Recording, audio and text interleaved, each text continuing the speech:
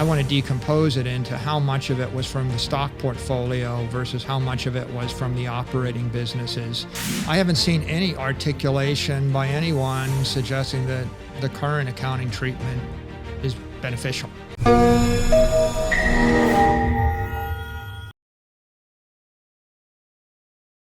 I joke with people, right? Like, you'd be better off buying baseball cards or art or just about anything than buying Bitcoin from an accounting point of view. Because if you were to buy, if I went and bought sculpture or, you know, some random anything, normally the test would be like once a year, you check to see if the asset's been impaired. But checking to see if an asset's impaired occasionally is much better than checking to see if the asset's impaired every minute of the day, right? So there are different types of accounting treatments, but if you were to buy $1 billion worth of a security, like an ETF, like one immediate fix is you buy $1 billion worth of a Bitcoin ETF. It's not property anymore, it's a security. If you're owning a security, generally accounting says you value securities based on fair market value or fair value accounting. So that means that if it doubles, you would show an investment gain. This is the Warren Buffett's accounting for Coca-Cola stock or for Apple, right? So fair value accounting is applied to securities. Fair value accounting is applied to certain other things.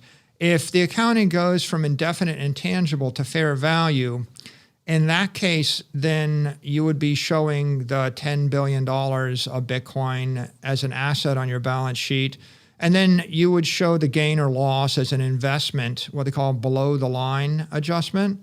Like on a quarter where it's up $2 billion, you would have a $2 billion investment gain. And a quarter where it's down $500 million, you'd have a $500 million investment loss.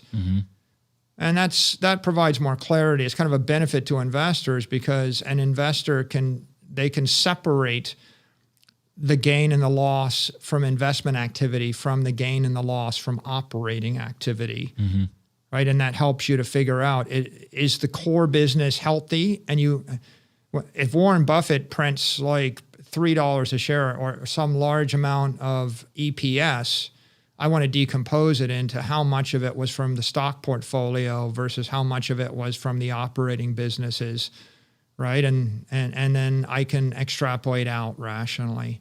So ultimately, I think fair value accounting is the solution to allow public companies to hold this in large quantity. This is why, say, even a Tesla or a Square would buy not 100% of their balance sheet or 50%, but 5%. Yeah. If it's 5% or 1% or 2%, it's not going to be material to the rest of the P&L and the rest of the balance sheet treatment. When it becomes 50%, the volatility from the accounting treatment will optically impair transparency against the P&L and the rest. There's probably 36, but every Bitcoin miner is holding Bitcoin on his balance sheet. I wonder when Silvergate Bank will, right, or how that'll work. But Silvergate's obviously a Bitcoin company. Coinbase has got Bitcoin on its balance sheet, right? You've got Bitfarms, Hut 8, you've got Sphere, you've got Bit Digital, you've got Galaxy, you've got... So what are the catalysts?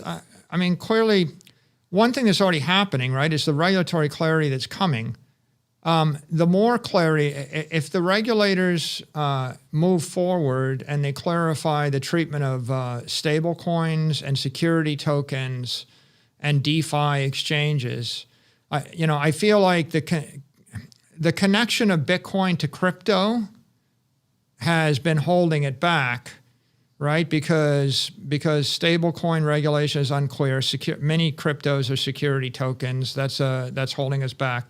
The exchanges that are trading Bitcoin while they're trading security tokens, right? The connection of Bitcoin to SHIB or Dogecoin, right? This holds back a public entity from wanting to get into that space. I mean, in fact, it's really the express concern that the SEC has about approving a Bitcoin spot ETF, right? Which is they're concerned about the markets where Bitcoin is trading, right? And they're concerned probably about, What's Bitcoin volatility coming from? It's coming from the cross collateralization of crypto markets with high leverage, trading at off hours, right, against thin liquidity pools of other security tokens, right? And so as that clarity comes with regard to the entire crypto ecosystem,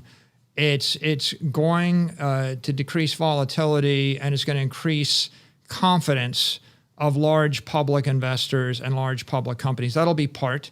I think if we get clarity from FASB or any kind of improvement in the accounting situation, that's a plus. And there's a groundswell of interest, right? There were 515 letters sent to FASB on this subject, and there was a lot of commentary from regulators, from, we've got congressmen, we've got senators, we've got auditors, we've got big institutional investors, we've got big publicly traded companies, and they're all opining on the issue. So, and I have yet to see I haven't seen any articulation by anyone suggesting that the current accounting treatment is beneficial.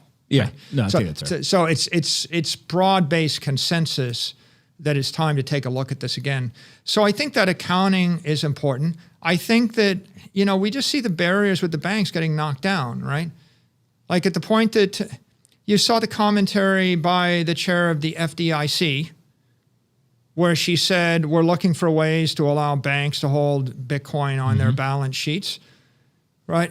If FDIC, it used to be our dream was one day big banks may actually own Bitcoin, what if all the big banks own Bitcoin? But now I think we've flipped to another observation, and this is an interesting one.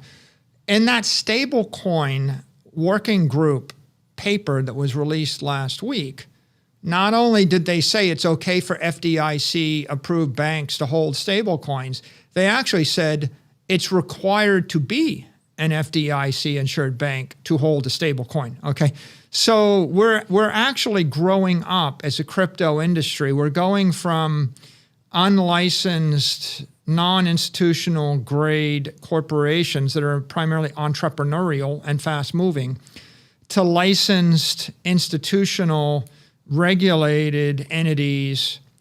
And if you look at that, isn't the conclusion that the next step, I see as a green light, JP Morgan, Citigroup, Bank of America are going to issue $1 trillion worth of stablecoins. I mean, it's an invitation, like it's a green light to every single bank in the world, right? If you're Silvergate or, anybody that's in the crypto industry now, right? This is kind of a message. I don't think it's that much longer, right? If you can hold a stable coin as a digital asset, it's not that much longer before you hold Bitcoin as a digital asset. And if the FDIC is saying we need to find a way for banks to be able to hold this, and if the president's working group is saying you need to be a bank in order to hold the stable coin, then I think that sometime in the next 12 months, we actually start to see large banks getting in the business.